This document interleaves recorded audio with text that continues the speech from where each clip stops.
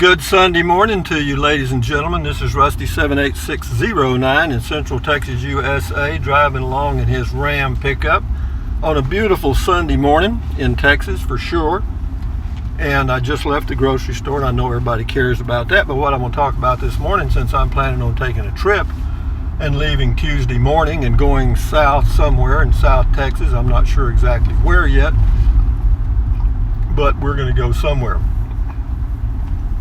But there's two types of RVers, as most of you know. There's the full-timers, like me, that live in their RV, just like people live in these sticks and bricks home, because that's all I've got. And then, of course, you've got your weekenders and the people that just vacation and then park them for months at a time and use them maybe a half a dozen times a year. So, when you're planning a trip as a full-timer, there's not really a whole lot that goes on. Because your house has already got food and all the stuff you need to live on, so you're not needing to load stuff. And as far as clothing, you've got all that too. But for you weekenders and other people, you've got to kind of plan ahead about what clothes to take, what food to take, and all that kind of stuff. If there's special foods that you think you can't find on the road somewhere. And believe me, that can happen, particularly when you get out in the western USA and a lot of these small towns, because some of them will have a grocery store, be a mom and pop thing, and they may have some products that are not what you have been used to. But yeah, for me, planning a trip is nothing, and as far as getting ready to leave, nothing really. I got to get this a little bit straighter, I think. There we go, maybe that's better. Anyway, but the only thing I have to do is prior to leaving is to be sure all the stuff inside the RV is secure. By that I mean that it won't rattle around and break and stuff like that. Some of the things I just lay on the bed, because I only have about 5 or 6 items that need to be put on the bed. And then in the refrigerator, what I do to keep things from rolling around in there, I'll either put towels or a small pillow in there to kind of keep stuff from moving around. And I do that also in cabinets. If there's canned goods that can roll around, I'll block that by using a towel or a small pillow, and that works for me. And as far as securing the refrigerator, the new RV I have, the Casita 2019 Freedom Deluxe, it's got a 4 cubic foot refrigerator, and yeah, you just push it too, and it's automatically kind of double locked, so to speak, and it won't come open while you're driving down the highway. Gasoline here in Texas at Walmart is $2.29 a gallon, which is pretty cheap. I filled up earlier, and now we're headed north on Highway 281. Is that right? I think 281 north. And it's really a nice day. Temperature right now is 72. It's going to be 85 for a high today, and then 50 something for the low. And it'll be that same way tomorrow. And then starting on Tuesday, Wednesday, there'll be a little cool front come through, and everything will be much better. And what does that have to do with planning a trip? Nothing. But we're just cruising here, guys. Some of y'all like these driving videos, and I enjoy doing them because they're real easy to do. I just drive down the highway talking to myself and cover about 14 different topics, and it's always hard to figure out what I put for a heading or a title on the video, because it covers 50 topics. But here's something else I want to mention. Last night, for the first time in a long time, I called the sheriff's department and complained. What did you complain about, Rusty? Well, I'll tell you. I have some reasonably new neighbors, and every now and then, on the weekends and holidays, they really crank up some music really loud. I've never complained before, but last night I walked outside to see where it was coming from, and of course I pretty well knew. It's about maybe a quarter mile from where I live, and my God, it was like it was in my house or in my RV. But as I was looking, my neighbor who lives in the area, one of them, was there, and they're very elderly, they're in their 80s. He said, that is so loud we can't even sleep. And it was around 9 o'clock, and old folks do go to bed early, and I know young people are just getting started, and it's a weekend, and they work all week long, and so they're blowing off a little steam. And I agree with all of that, but they just don't have to blow it off so loud, you know what I mean? These speakers must have been 2,000 watts, like something you'd use in an auditorium, because, I mean, they were freaking awesome. I mean, in fact, when I talked to the sheriff's department, I said the speakers were ridiculously loud, and that was not overstating the case. That truck that just passed us, that guy stays at Walmart a lot in that van. He's got him a man-made van. Anyway, enough said. But anyway, we do live largely in a country. I mean, I live, let me start over again. I live out in the country in a rural area in central Texas, and the sheriff's department is our only law enforcement other than maybe Department of Public Safety. And it's a pretty good drive, or not pretty good, it's about 20 minutes to the city of Burnet, Texas. That's the sheriff's department that covers the county of Burnet, that covers my area anyway. But I called them, and of course got the dispatcher on the phone, explained the situation. She said, well, she'd have somebody check in a few minutes. I said, that's fine, it's not an emergency, but yeah, if you have somebody in the area, if they ride by, and if they agree that it's a little bit too loud, then maybe they can ask the neighbors to turn it down. I would have done that myself, but you know, you don't want to walk into a crowd of people that have been drinking late at night and ask them to turn down their music. You're probably not going to be received too well. But having said that, about 20 minutes later, an officer appeared, a deputy that had been he said he'd been with law enforcement for 32 years. And he said it's always the same thing. He said there's just always a few people that are just terribly inconsiderate, and they cause a lot of problems. As we were sitting there, they cranked the volume up, and he had something in his hand. He was registering the sound level inside his truck. He said, you know, that is very, very loud. He said, in fact, I believe that's the loudest I've ever heard. And it was. I mean, it was horrible. I mean, I never complain, guys. I'm not a complainer. I'm not an old grouch. And but anyway, he said that he would go down and talk to him and give him a warning ticket, and then if it happened again, then he'd have to give him a citation, which they'd have to pay a fine. But enough said about that. But what I want to lead to is this: that we are very fortunate that we live in a country where you can complain if something is legitimately wrong, like in this case, in my opinion, it was. And you have recourse. You know, somebody's going to go check it out and correct the situation without it escalating into a real problem.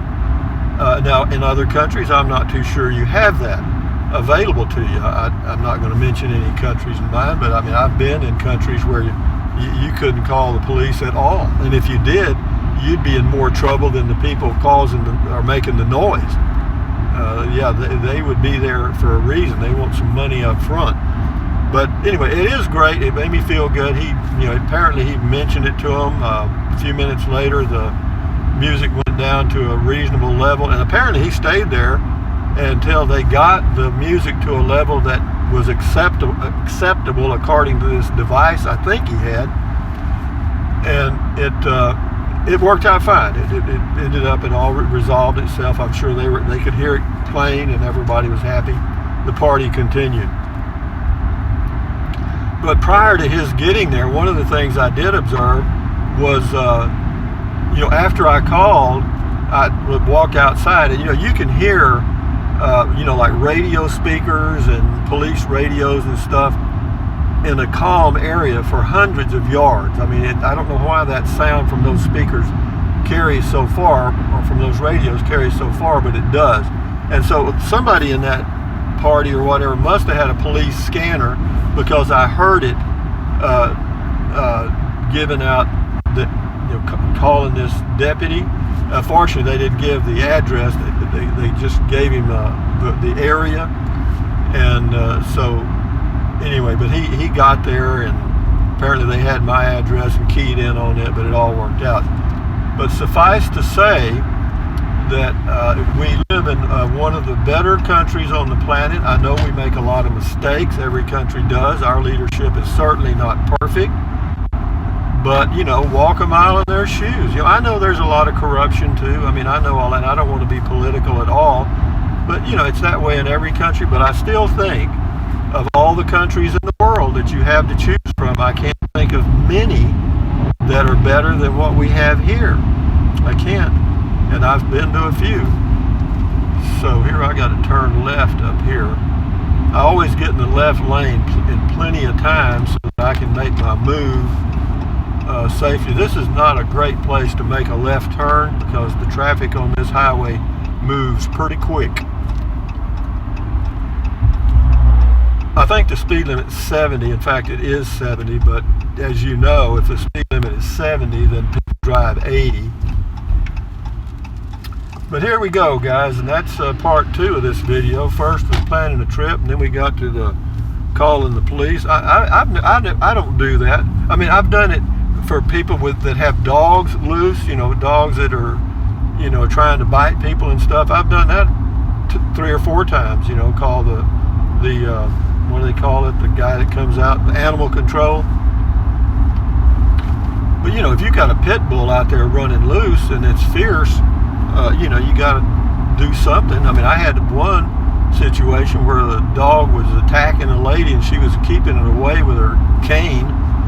And anyway, I got there and the dog backed off enough to where we could get her off the side of the street and out of harm's way, so to speak. I called the animal control and they came out and took care of the situation. But what else is going on, guys? The good news is the weather is very nice. I'm going to take a trip and I'm going south. And we've got a cool front coming in that'll be going all the way through South Texas where I'm going to be. Temperatures are going to drop down from the mid 80s down to the low 70s and upper 60s, so that'll be really nice. But I'm going to be staying in areas that have electrical, you know, I'll be staying in places with electric and water. Some of them might have full hookups, I'm not sure, but we'll see. But anyway, guys, here we go down. This is now, we're on Park Road 4 now in Central Texas, and this is a nice little drive through the hill country of Central Texas. A lot of live oak trees, big old live oak trees. A lot of people use live oak for barbecue wood. I personally prefer mesquite because it has a distinct flavor to the smoke, and even though I don't eat much smoked meat at all, I don't eat much meat at all. But barbecuing, my choice of woods is mesquite. So I'll end the video. Here comes somebody running down the side of the road. You know, I hear you, macho man. A 2-lane narrow road, and look at me, look at me. But maybe he doesn't have anywhere else to run. But you know, these neighborhoods where these people live, these gated communities that are off to the right and left, there's plenty of room to do laps in those neighborhoods, and I often wonder why people get out here and run. But you know, I guess if you're going to run 26 miles or something, running around laps wouldn't do it. So anyway, ladies and gentlemen, we're fixing to go down a hill right here that, you know, have you ever heard that phrase, it'll get your stomach? You know what I mean? It'll kind of give you a little buzz because you hit the bottom and pull about a half a G or whatever. And if you hit it going about 65 like this, it'll give you a little woo. I'm sure y'all remember that as a kid when you were growing up. But from Central Texas, USA, guys, this has been live and in color and out on the drive on a beautiful blue sky day. And this is Rusty78609 saying thumbs up, carpe diem, adios, bye-bye, buy anything your heart desires. But if you think about it, use the link to Amazon products in all of my videos. Why? Because I get a small commission and it doesn't cost you 1 penny. And what else? Drink plenty of water. 3 or 4 quarts a day is good for you. You know, it'll help you avoid gout, kidney stones, and it'll also help you lose weight because you'll be full of water and you won't want to snack. And what else? Take deep breaths, breathe in deep, hold it for a few seconds, breathe out slowly. Why? Because that relieves stress, and relieving stress does what? Lowers your blood pressure. Is that good for you? Sure. What else? Stretch, stretch, stretch. Swivel, swivel, swivel. Walk, walk, walk. Exercise your body at least once or twice a day. I've already walked for about an hour and done my stretches on this beautiful day. And what else? Stand guard at the door of your mind, because What you let in are ingredients. So let in positive ingredients and you'll be positive yourself. You'll feel good. And on we go here. Let me get up here on this hill. But this is a pretty drive. And, accentuate the positive and eliminate the negative and enjoy your life, enjoy your Sunday. And we'll talk again later. I may do a video about some things on the casita. I'm going to give people some tips if they're planning on getting one. And anyway, enjoy your life, guys. Adios, amigos. Bye-bye.